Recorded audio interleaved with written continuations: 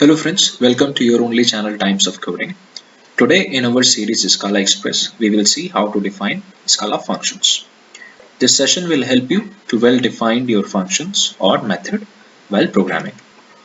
In previous session we have learned how to use match expression.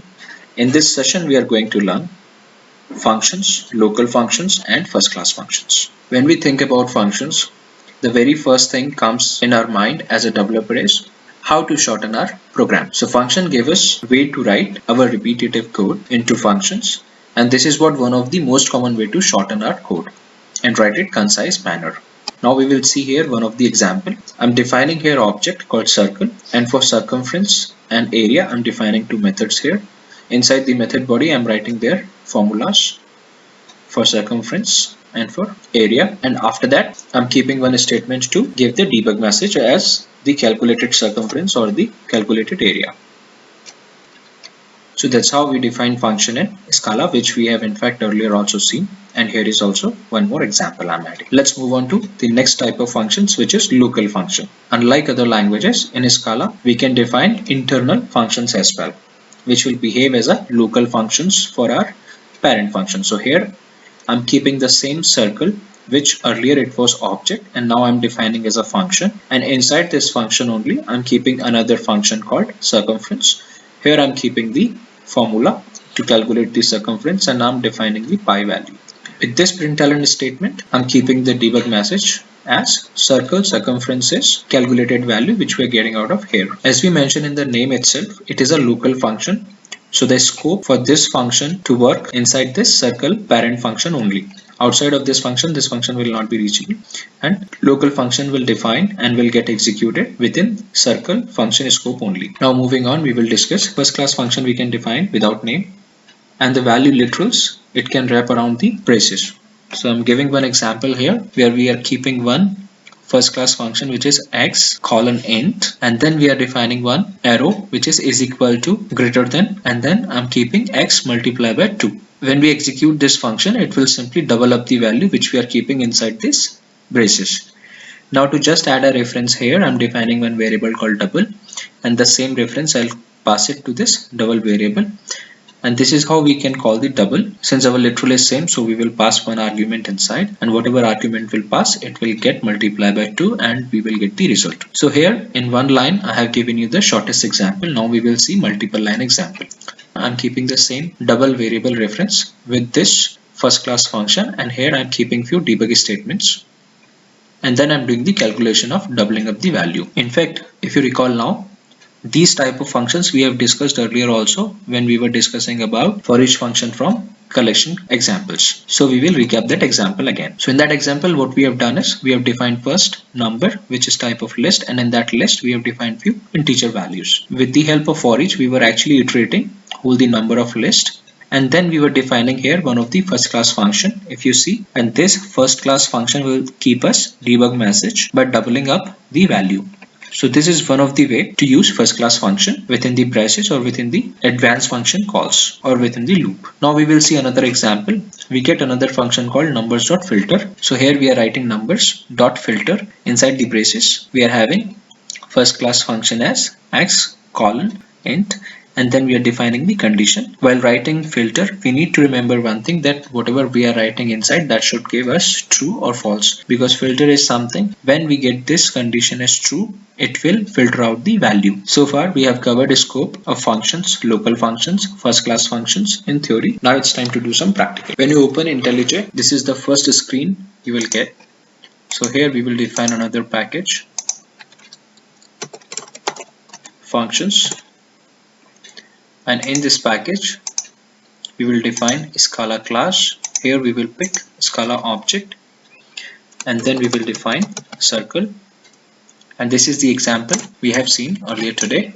So now I will define the same circle object. Here I am keeping two method called circumference and area, and here I am keeping their formulas, and then I'm having one debug statement. So here our object definition completes. In order to call this function, we need to add one more method called main inside this object. So first time it will take some time, so I'll fast forward it. So in the outcome, if you see, we are getting two empty braces, and that we are getting because we don't need to print these statements outcome because we have already kept println inside this method. So now I will remove this println and then we will run it again from here, run circle 1. Okay, so now there is no empty braces we have got here. Now with this example, I would like to give you one more additional topic. Here in fact, we can pass compile time argument as well. I would like to keep first argument, and here I would like to keep second compile time argument. Right now we are getting some compile time exception because by default Scala compiler is treating as a string. So we will make it explicitly to int. Okay, now we are good. When I run this example now, array index out of bound exception because we have not given any compile time arguments to this program. Now we will see how to give it. So first you need to come on edit circle 1 after the run options. When you go here, you will get option called program argument. So here I will give two arguments 2 and 3. Apply and then OK. In IntelliJ, this is the option how we can pass compile time arguments to our program. So now when we run again, okay, we have got the respective output. After this example, we have seen local function. So for that, we will create another object, name it as local function.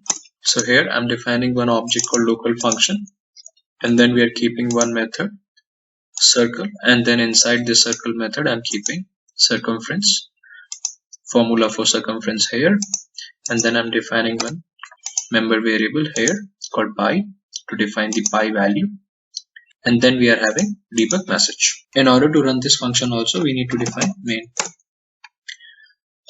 and we can directly pass call to this function since we are already having debug message here. So we will not do mistake again. I will give radius is equal to 2 only, and then we will run. Okay, so circle circumference is 12.56 as we expected out of this statement. So that's how we define local function. The next topic which we have discussed is first class function. So to see the first class function, I will create one Scala worksheet, and here I'll give first class function name. So here I'll write first class function, and we are running now, and it got successfully defined. If you see here, it is a function type. In fact, we can give one variable reference also to this function, and then we can call this function like okay, and it's worked fine. It is actually doubling up value for us. So we have given 2 as argument and we have got 4. Now this was the very concise example we have picked. So now we will see how to define multiple lines. So here I'm keeping few debug messages, and then we are doing the same calculation here. Since we are defining this function again, that's why it is coming as red underlined. So I'll remove from here this call and I'll keep it here. Okay.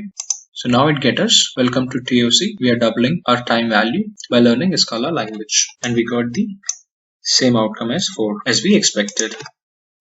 Now it's time to define some class and to have a quick recap of our for each function. So here I'm defining numbers. Inside these braces I'm defining, and this will simply print value for us.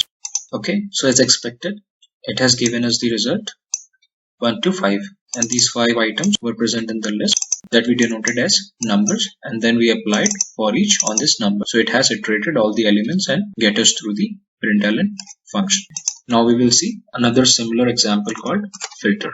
So with filter also, I'm just changing the term from for each to filter. Our function literals are same, and then we are changing the condition. By nature, filter expect us to write some condition so that it can decide on basis of true and false as per this condition. In filter condition, we are keeping the value which we are passing inside. That means x should be less than is equal to 4 or greater than is equal to 2. So technically we should get 2, 3 and 4 out of this function call.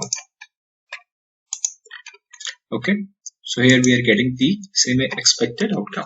I hope you like the video today. You can subscribe my channel to get new video notification. You can press the bell icon. Thank you. Have a good day.